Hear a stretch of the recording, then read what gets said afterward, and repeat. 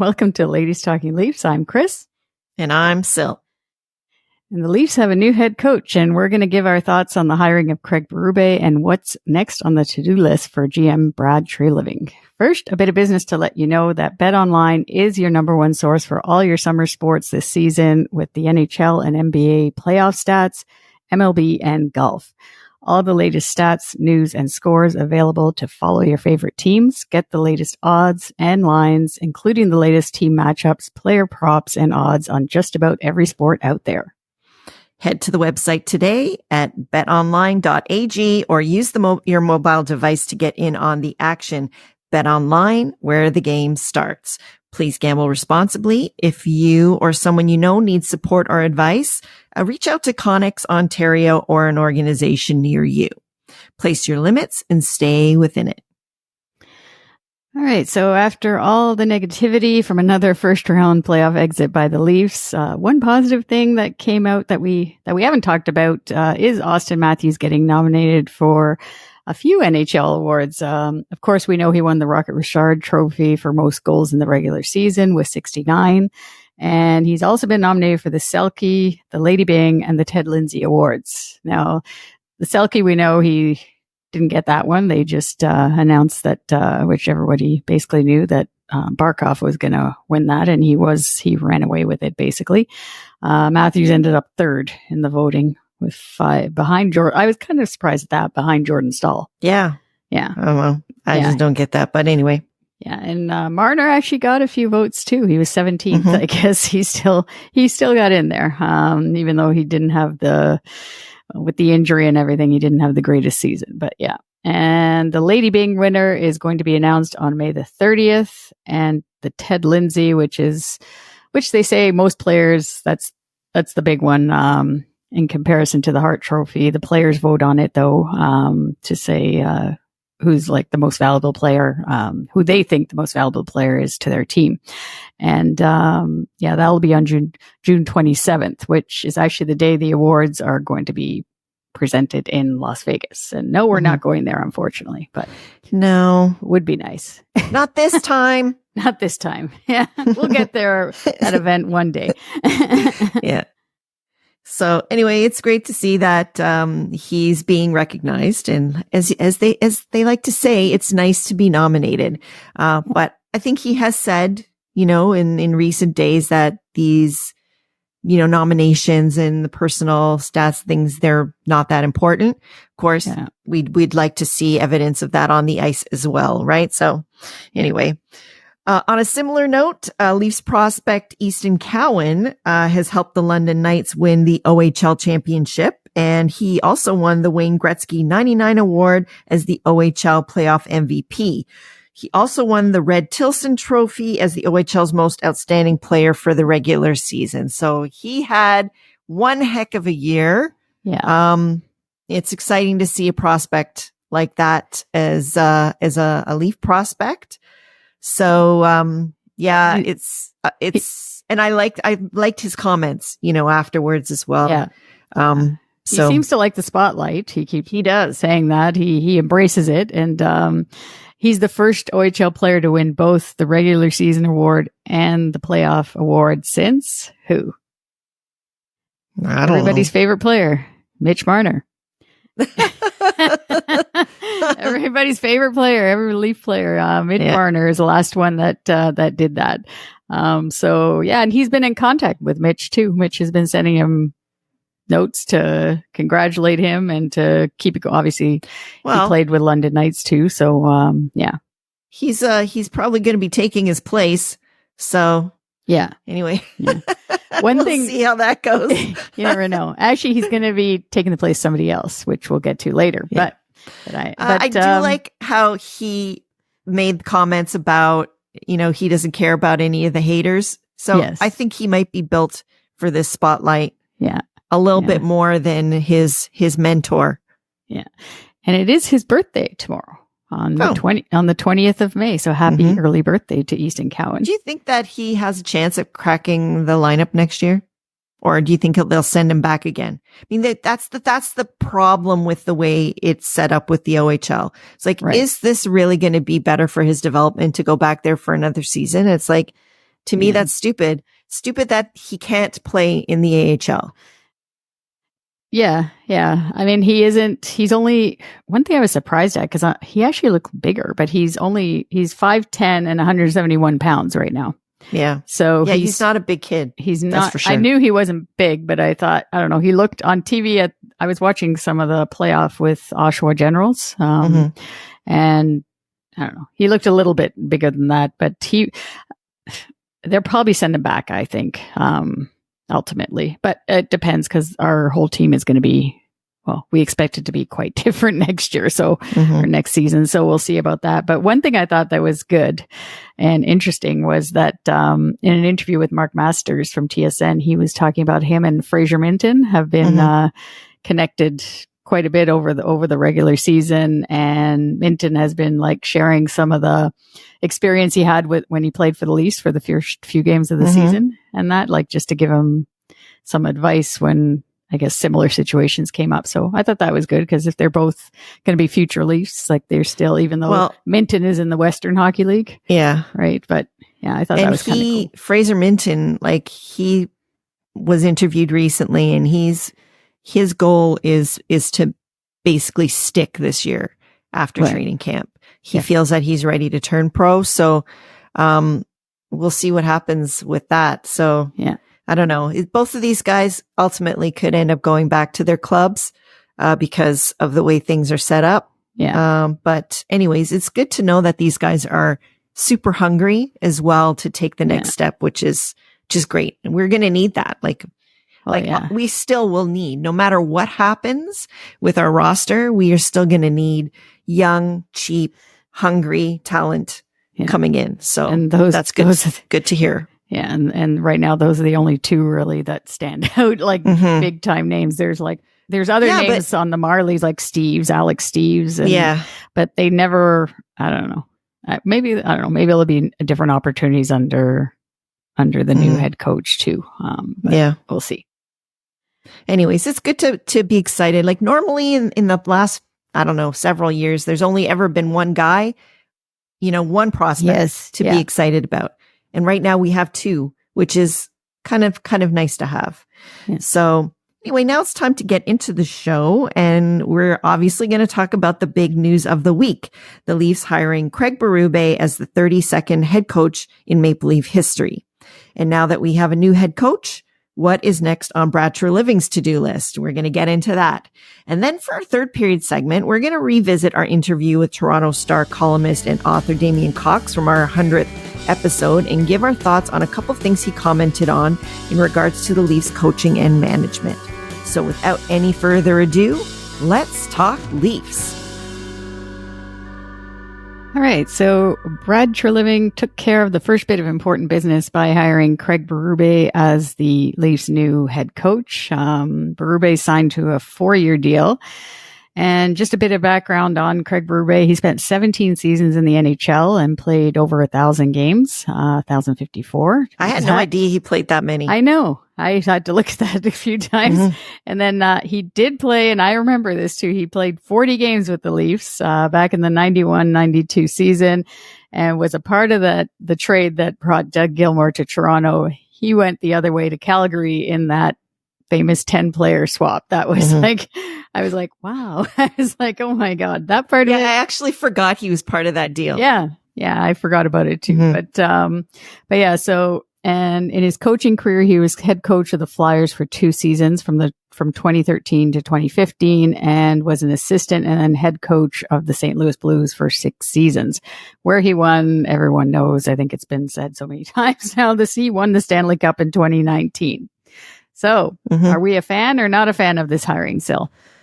Okay, so initially, when all the talk was going on about it, I was not sold because, he came in kind of as an interim guy. Yes, he's, by all accounts, he's a great motivator, and he took a team that was, from last to the ultimate prize, obviously, right? So to me, that screams a little bit of a stroke of lightning striking, luck happening there. So his track record, I'm not sure it's that great. However, now that he was hired and all the stories that have come out about him, all the St. Louis media that has talked about him, like Andy Strickland. Yeah. I think his name's Andy Strickland. Yeah. Yeah. He is a St. Louis reporter. He had a lot of great things to say. He was on Kipper and Bourne this week, and that was interesting to hear about. After hearing that, to me, he kind of reminds me of that he's kind of in the same mold as Pat Burns and Pat Quinn. Yeah. And really, truly, those guys are the two most successful coaches that we have had in a long time. And I think he has that same kind of combination of, really keeping players accountable, but also I have heard a lot about how he has very defined roles and expectations for each player. And so having that kind of guy he's not an X's and O's guy. He's probably going to bring in those people. I know he's worked with Mike Van Ryn in the past as well in St. Louis. So they're kind of reunited there, but I kind of am a little bit more excited about it based on that. And I know some people have kind of compared, what's the difference between a guy like Berube and a guy like Mike Babcock. The thing I would say there is Mike Babcock, he elevated himself. He put himself above the team. Berube, I don't think he does that. I think that he actually is all about the team. So that, that makes me a little bit more excited about it. Yeah. What do you think? Yeah, no, I was a fan of the hiring. Just when you think of him as a player too, because he was a player. So that, and all the articles that I read, there was the 3 words that I thought we really need in this team, for a head coach, which was honesty, respect, and accountability. We need all 3 of those coming from our head coach. They're going to they should put those 3 words on the inside of the jersey. Yes. For this season going forward. Instead of the replace pride, honor, courage, right? And do respect, honesty, and accountability. But and hearing, like you said, the former players, what they said, one guy that I read was Kelly Chase. He wrote about how he'll ask you to play hard or you just won't play. And for me, I think that's what these guys need, a little bit of that in them, but he's fair about it too.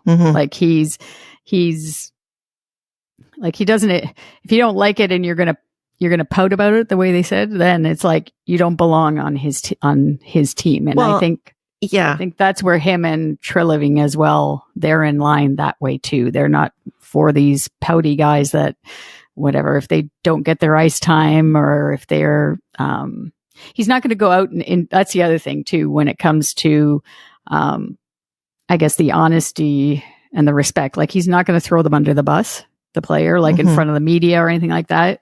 But not individually, but I think he will call out the team collectively a lot more than we've seen in the last while. But when it comes to individual players, he'll talk to them and he'll behind the scenes and he gives them that little bit of motivation by talking to them individually behind the scenes. And I read that from David Perron, I guess, was first. He has a lot of experience with first year players too, which younger players, which I think is good as well, for these younger guys that will be coming into the team. But, I think that we're wrong if we think that these guys, our talented group, have never in their whole lives had a hard-nosed coach.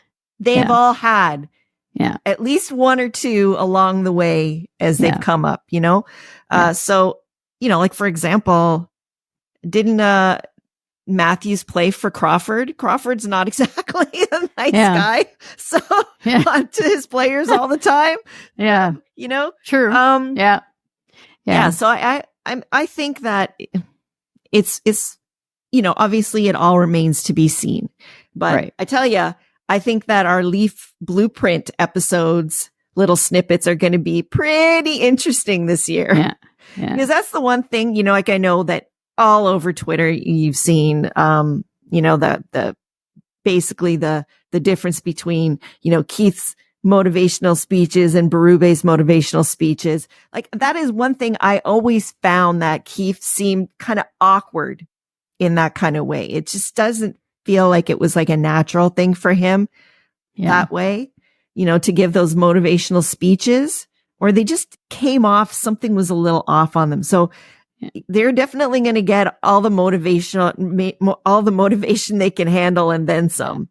Yeah. So but he knows the game too. Like they said. That's the thing, is that people say that he is a real student of the game, that he is a hockey nerd. Like, he watches hockey all the time, and all he wants to do is talk hockey. And he's always been that way. Like, even back in his playing days, that at the end of the day, like, that's where you could find him talking hockey, talking about the game, talking about other games.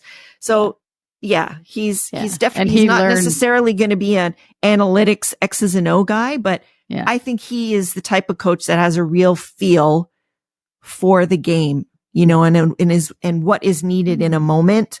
And I think that's great. I don't think he's going to be that, the type of guy who's going to tinker as much as maybe Keith has. So their strategies are going to be very different. But anyway, it's a different, he's a different coach. But the one thing that I guess when it comes to knowing the game, one guy that he learned from too quite a bit, I was trying to look it up. I think it was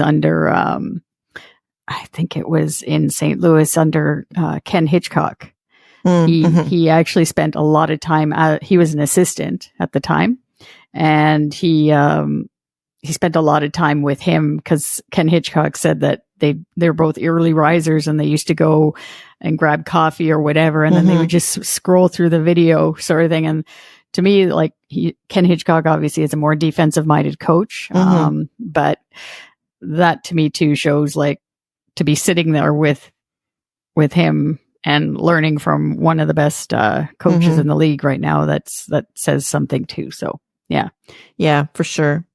So it's going to be interesting to see Berube build relationships with key players as well. And so how do we see that kind of playing out? So, like, Austin Matthews, obviously, for any team success, it's going to be crucial for Berube to have Matthews believe in his message and promote it, especially if we see him being the future captain. Yeah. I mean, this year could play a real role into whether he ultimately gets the C as well, I think. Yeah. And also, as more defensive minded, his no nonsense approach to coaching, how is this going to be perceived by players like, William Nylander in particular, I think. Yes. Yeah. And Mitch Marner, if he's still on the team. So Mitch Marner, he's plays a pretty heavy defensive role on our team already as it is. So, he may relish that even more. Willie, I don't know. He's the guy instantly that I kind of worried about, because I know that Keith used to call him out, and he was one of the guys he would sit or whatever and make, he knows an Willie example too, of, right? He knows Willie too, because he was with him with the Marlies, like, for a long, he had that experience. Yes, exactly. What buttons to push. So they kind of had this dance that they would play. Yeah. But a guy like this, I instantly wondered, the way things played out in this playoffs. And I mean, we have talked about it extensively. I think people know how I felt about it, but his condition with his migraines, for example, is he the kind of guy that is going to think that that's cool to sit out a game for something like that, or for Austin being sick, I don't know. Like, I kind of wonder about that part of it. The thing is, if he'd be cool with that kind of thing. Yeah. The thing with him, I read too, I guess from Hall of Famer, Larry Robinson. He mentioned, that because he knows Berube as a coach as well, or as assistant coach, together. And he said that Berube is a great communicator. So again, I guess that's the thing. It's a key for a good relationship with the players, obviously, is to communicate.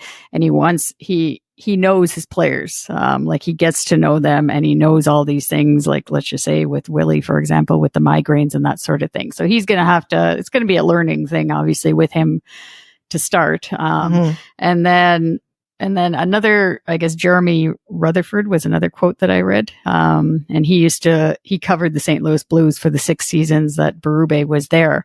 And he said, all he wants is for his offensive players, this Berube, all he wants is his offensive players to be responsible defensively. That's it. He just wants them to be, he doesn't want them to become like a forechecking team where they're like, they don't have, that's all he wants. To me, that tells me he's gonna love Austin Matthews. Yeah. Yeah. And because obviously he wouldn't have been nominated for the Selke if he wasn't defensively responsible. Right. And he's going to love Mitch Marner too. So that's a question, you know, maybe we have tagged the wrong guy for being traded. Yeah. Well, I don't know. Based on what happens. Yeah. Yeah. Yeah. But because it's all going to be about the fit and, you know, how they want to play and who is willing to buy in. So. Right. Yeah. Yeah. And that's the key, really. Who is going to buy? They have to buy in. Yeah. 100%. That's what it's going to require, a buy-in. Now, Nylander, I would say defensively, this is the best year he's ever had. He's played really well that way. A lot less of the Mr. Willie flyby guy, than we've seen in past seasons. Yeah. He's thrown some checks. He is back checked. He has not shied away from the physical play. So I think that he's made strides that way. So, but for all of them, it's going to be different for all of them, basically, because it was going to be, it was returning back to the country club atmosphere. A little bit, yes, where the players were controlling everything. And now it's definitely, from the sounds of it and the way Craig Berube is as a head coach, it's definitely going to be his way or out the door you go. Yeah, so you're headed to the press box. Be a correction for that. Yeah. And he's fair about it, though. That's the good thing too. Like he's not. Well, this is the thing. I think that from everything that I've heard, like you said, honesty. He is going to tell people like it is, and there will be no gray area. They will know exactly where they stand. And I think as a player, isn't that what you want? Like, you want to know exactly where you stand and what you need to do to be able to play as much as you want. Yeah. You know what I mean? No, exactly. And all you need to do is do that thing. So personally, like as far as Willie, I think that he likes being challenged. So if he's going to, you know, be like, it sounds like he is, I can see him saying, you know, this is what I need you to do for our team to be successful. And I think that he's going to probably put all these guys in positions to succeed personally. So anyways, it's going to be very different. Yeah, it is going to be different. But yeah, so let's move on a little bit here, just to talk about the GM and the coach. And they obviously have the same philosophy, Brad Treliving and hiring of Craig Berube, when it comes to team building and winning. So with this hiring, we're probably gonna expect more changes. I mean, it's not just the head coach that most fans think that or thought that were going to happen to this team. So let's get into a couple of trade possibilities here that we talked about off air too, some different possibilities. 2 players that I do think that could be on their way out when you look at Craig Berube as the coach, to say that they wouldn't really match up well with his style, are Timothy Liljegren and Nick Robertson.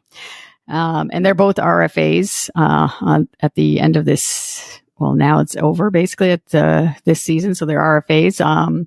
So let's just see. Trade possibility number 1 that I saw. And we're going to include Mitch Marner in this, our favorite target guy. Again, it all depends assuming he waives his no movement clause, which whenever that is unknown whether or not that's going to happen. But basically the one trade that we saw was to San Jose, going with Nick Robertson and Timothy Liljegren. And then San Jose trades back to Toronto would be Mario Ferraro, Philip Bystead, and a 2025 first round draft pick. So I had no idea who these players were, to tell you the truth. So Ferraro is 25 years old, and he's a top 4 left shot defenseman on San Jose. So, I mean, San Jose obviously is crap. Well, I know he was a target at during the trade deadline as well. Oh, was he? Oh, okay. All right. And then Philip Bystead is a 20-year-old center, 6'4", 204 pounds. Power forward prospect is how they refer to him. Played in Sweden last year, and he was the first round pick in 2022 for San Jose. So yeah, I heard about this kid too. Yeah, and the fact that we're quite thin at center when you think of the whole issue with John Tavares getting another year older and everything, like we really, I mean, Fraser Minton is going to be coming along, but he's not going to go but right he's up. not going to be a second liner. A second line center, probably. No. But, which, I mean, he's only 20 years old, this kid, Philip Bystead, but I don't know. What do you think about that deal? Deal or no I say deal? Deal. Yeah. On that one. I thought deal as well. The left shot defenseman, but I was thinking, I don't know. And then I thought, you never know. You can always do these deals and then flip the player, right? Like maybe there's something else beyond that. Well, the thing is, though, that assumes that there's no other, deals that can be done, on the D side other than this one. Yeah. Oh no, there'll probably be other ones, but I mean, this is not going to be the only thing. Yeah. But I have to agree that as soon as Berube was made coach, I immediately thought Nick Robertson's days as a Leaf are probably over. Yeah. And everybody knows he needs a fresh start. He needs more opportunity to play. And in San Jose, being that they're in a huge rebuilding mode. No, and that's great for him. He's from California anyways. Yes. So yeah. So it's like going back home for him, which is nice. And Liljegren, I just think that his development is just going too slow. It's like you would like to see it to be, a little bit more, take a bit of a harder trajectory up, but it's this year was not the greatest season for him, unfortunately. Even though I think he stayed a little healthier than he kind of has in past seasons, but he just doesn't have that kind of gritty nature that I think they want, as much as that he does good things in the back end, and he's the right-handed shot, which is obviously great, but they're going to need to address puck movers also, because just having toughness back there is not enough. So yeah. But, all right. And let's do trade possibility number 2. So go ahead. You do this one. So number 2, Philadelphia would get, Mitch Marner, and Toronto would get, centerman Scott Laughton back from them, who is signed for another 2 years at $3 million per, defenseman. So this is going to be like a 3-club deal. And then we'd also get Mario Ferraro, a left-hander, which we mentioned above, 3.25 for 2 more years, and San Jose's 2024 second round pick. And the San Jose Sharks would get defenseman Oliver Bonk from Philly, I guess, right? Yeah. Yeah. So this one I'm not as excited about. No? No. I don't know. I was actually, but I mean, there's no way possible, because this kid, this Oliver Bonk, he's on London Nights. Like he's a right shot as well. And he would be, we wouldn't be getting him. No, I know. I was thinking, what about if, I was thinking to myself, why don't we get him instead? Like somehow flip this around. But the part that I like though too is I like Scott Laughton, because he could be the number 2 center, like right away. Do you think so? Yes. I don't know. No, I'm not sold on that personally. I don't know. I read a lot about him at the trade deadline. And a lot of people I don't think that they were thinking of bringing him in as the second line. But if they give him better wingers than he has now on Philly, I don't know who he plays with, but I was reading somewhere if he actually is playing with William Nylander and whoever, even John Tavares, let's just say, on the other side, like having him in the middle would it would take his game to another level, that he'll be able to take his game to that level. But anyways, I'm not crazy. I don't think that the second rounder is good enough too. Oh no, yeah, no, from San Jose, no, yeah, but that'll be like a high pick. I'd be a high round. Second, I guess, but yeah, but I don't know. So you're saying no deal? I don't know. I won't say no deal. Yeah, but I'd need to research that one a lot more extensively. And I don't like it as much as the first deal. How about that? Really interesting, because you're getting more experience with Scott Laughton, right? Like with experience and with and what? a centerman, a center, because yeah, we're but thin what on kind center. Of, like, what has he done? Well, he's good defensively, definitely. He has an A on the jersey in Philadelphia. I mean, to play under Tortorella, God, if you got an A there. Well, I guess there's that, but I don't know. I would have to personally watch him a little bit more. Yeah, but so like I said, I'm not sold. I'm allowed to be not sold. Yeah, he's turning. You 30. Haven't convinced me, all right? He's turning 30 years old too. That's one thing that may be the downside. I would prefer to have some younger people come through. That's true. Yeah. So and anyways, there's a lot of other options floating around the internet as well. We've kind of coined a term, trade talk trauma. Yeah. I had that. So there is so much out there. So definitely we're going to be going through a lot of trade talk trauma in the next little while, figuring out what we could get back that may appease the masses, which probably nothing will. But anyways, all of this is just hypothetical, of course, because who knows if Marner will even waive his no move clause. But what we do know is that Leafs management has a lot of work to do before the start of next season. So part of the work is going to be the message coming from the very top of MLSE management with new CEO Keith Pelley. And we're going to be talking about that in our third period segment. All right. So in our April 17th episode, which was also our 100th episode, we had as our guest Toronto Star columnist and author Damien Cox. Damien gave us a different angle of how there is a difference between the business side of success and what the fans think is success. Quite a difference there, I'm sure. And where CEO Keith Pelley will put his mark on the Leafs. So have a listen to what Damien had to say. I think we always have to be careful saying what has to happen after a season. Yeah. For a couple of reasons. One, the Toronto Maple Leafs are part of this gigantic sports corporation, and they make $1 zillion. And what we think is success for them may be very different to what they think is success. Selling all the tickets, having another 100-point season, marketing all their players, doing all those things. That's a lot. Like, that's a business they're running. We look at it often as fans. They look at it as a business. And also they have to exist within the National Hockey League. So last year when people are saying, okay, they've got to tear up that core. And I say, okay, let's say you're going to trade Mitch Marner. Who are you going to get?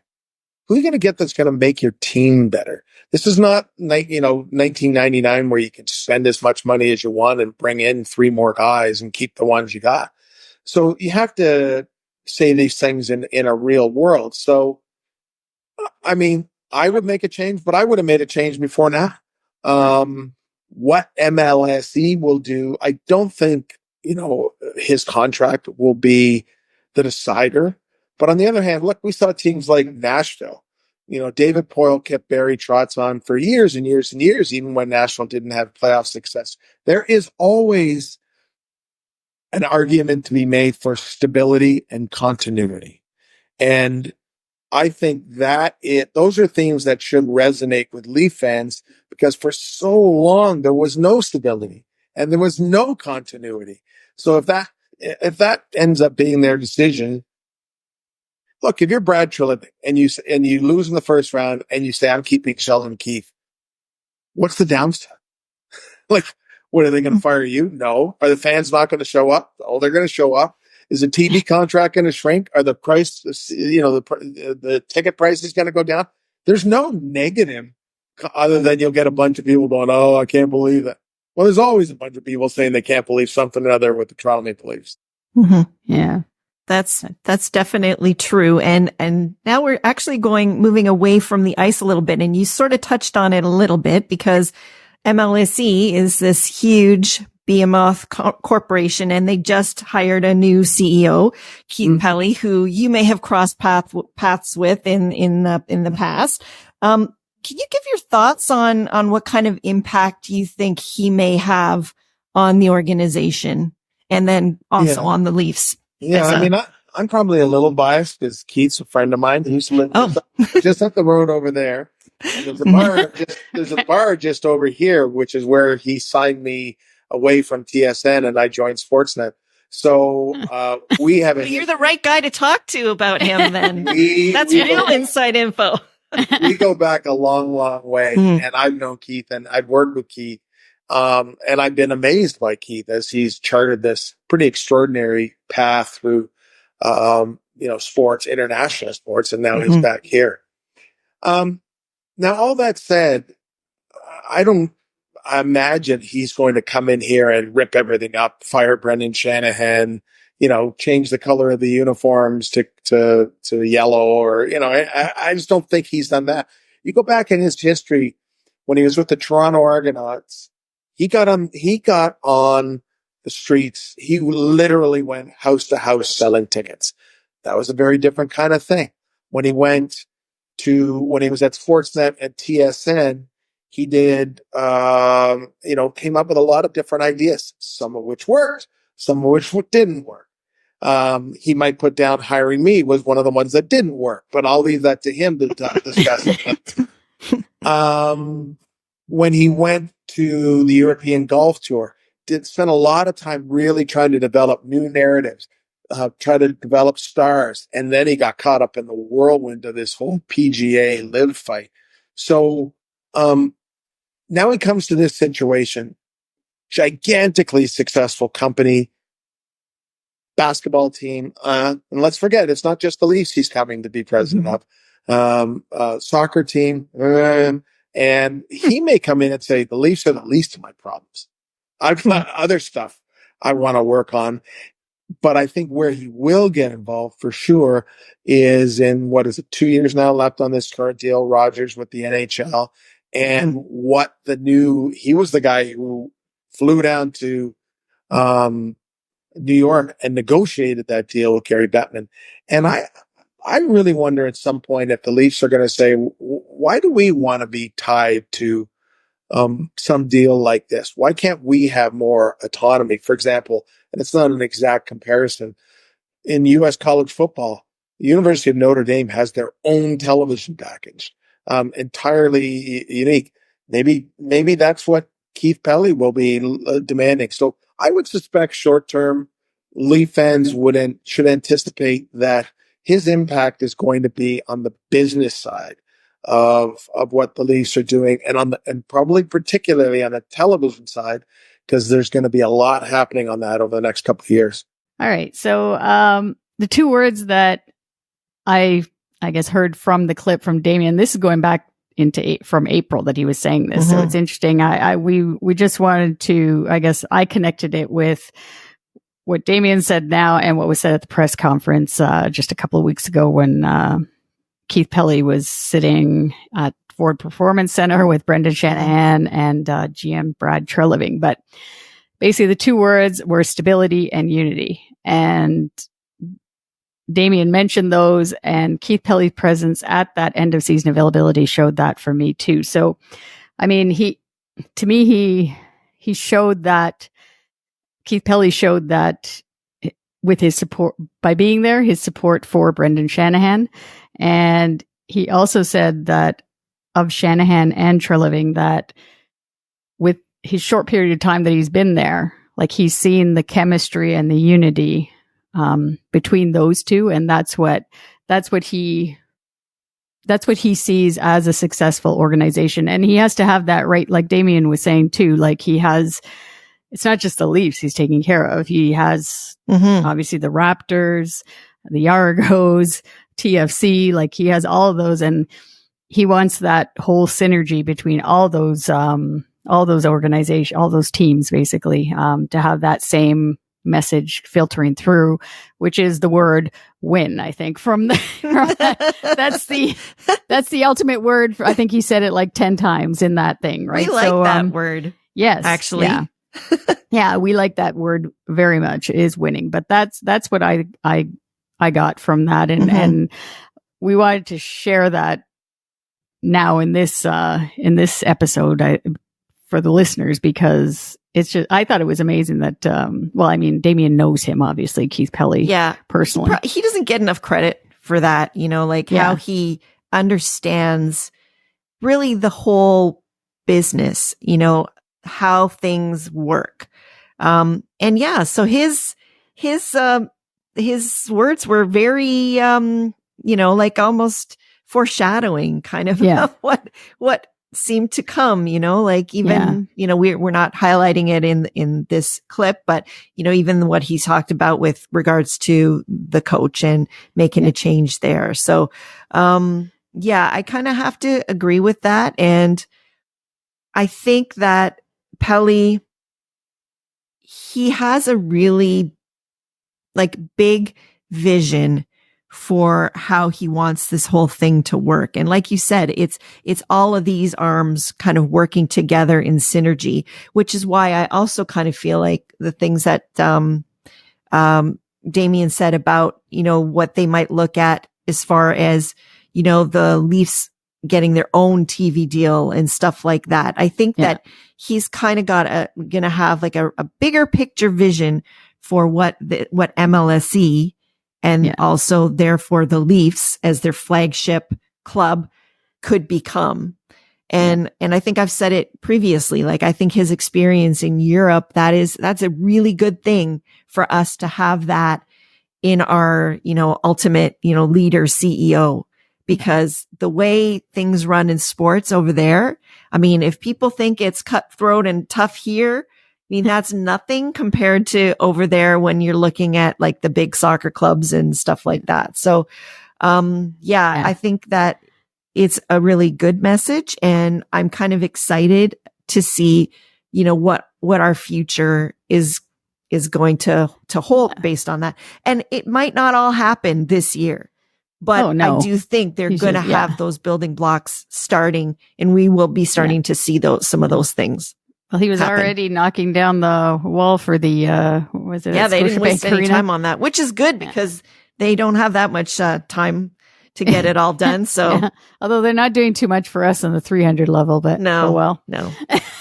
It's all right. But there's going to be a lot more space downstairs, seems like. True. So that'll be cool. Yeah. The other thing, though, too, I like with Keith Pelley is the fact that he already has that relationship, a bit of a relationship, anyways, with Gary Bettman. Yeah, from the previous Sportsnet and all that. Brokered that deal. Yeah, for Sportsnet. Yeah, so he knows that, he knows the wheeling and dealing, let's just say, in the NHL and that sort, and the Leafs being. He's a very smart man, and the knowledge base that he has is just incredible, and that's all learning from the ground up, basically. Yeah, selling tickets. What was Damien was saying? Selling tickets, going house to house for the Argonauts. Right? That's going really basic to get the fans out. But so it's going to be fun to see how it goes. It's just the start. He's only been here a month or so, so we'll. And I'm not surprised that he didn't want to make, any other, like you mentioned with the stability. I'm not surprised that he didn't want to make more than one big move. And, he's going to let Shanahan ride this thing out. And if it doesn't work, he's not getting another contract. Bottom line. Right. Yeah. So he's going to take a wait and see approach, which I think most smart business people do. They don't come in and then, start tearing things apart right away. They want to observe and see what's working, and they're going to keep what's working and get rid of what's not. So if Shanahan ends up being one of the things that's not working, he won't be here to see the success in the end. Yeah, I guess he won't be here for the Leafs Stanley Cup, but let's hope he is.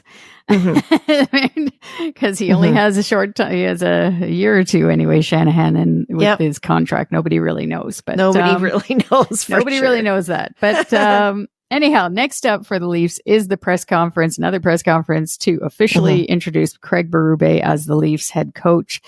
And I would think after that we would hear some. I'm actually surprised we haven't heard anything about the assistant coaches being let go or something like that. Yeah. But I would think after, I guess, once the official announcement and the press conference comes, that we'll hear more about the assistants. Mm-hmm. Well, he probably is coming in and he's going to, take stock of who's there. And I would think it should be a no-brainer that Van Ryn will be back, right? Oh, don't you think? I thought you were going to say Guy Boucher is out. I'm looking at him. Going out. That's also a no-brainer. yeah, definitely. But I don't know. And for Guy Boucher, what is the point of him staying? Anyways, I think he kind of was there as the backup. Yes. Yeah. And he almost got hired as the coach before Keith did. So I think he's probably looking for a head coaching position himself too, to get back into it. There's not going to be any interim there for him to fall into anytime soon. No. So I guess for assistants for the power play, they were looking at. I think I heard Mark Savard's name, because of the connection with St. Louis. That would be interesting. Yeah, he's also a really good team guy. Yeah, another good, level foil between the head coach and the players, who is a player guy. Yeah. I don't know. I kind of like that, actually. Yeah. So we'll see. Yeah. Yeah. Anyway, there's definitely going to be a lot more Leafs news, which is great for us because we talk Leafs all summer long. So it's not quite patio season for us yet, but it is definitely coming. And obviously we had lovely weather this weekend. It's been a long time since we've had a May 2-4 weekend with nice weather. So, anyways, hit that follow or subscribe button wherever you listen to our show and you won't miss an episode. Yeah, and you can also watch the show on YouTube, and we got a ton of videos there from our games that we've attended at Scotiabank Arena and from our trip to the Global Series in Sweden. I keep getting messages about Sweden, so I thought I'd include that. So we add video content throughout the season. So again, hit the subscribe button and you won't miss anything. At the same time, please consider leaving us a rating or a review. It's very easy on Apple or Spotify, and we'd love to hear from you. And it's important for our show to get recognized as a source for Leafs content, and we thank you for taking the time. And another way to help us out is by visiting our Ko-fi page at Ko-fi.com. You can follow us there. And if you choose to, you can support us by buying us a coffee. Any donation goes towards helping us produce the show and making it even better for you. You can find the link to our Ko-fi page on our show notes or in any of our social media profile pages. And as always, we want to say thank you to our healthcare workers and first responders for everything that they do. And we thank you as always for listening and watching Ladies Talking Leafs, presented by Bet Online. Till next time, go Leafs, go. Do you believe?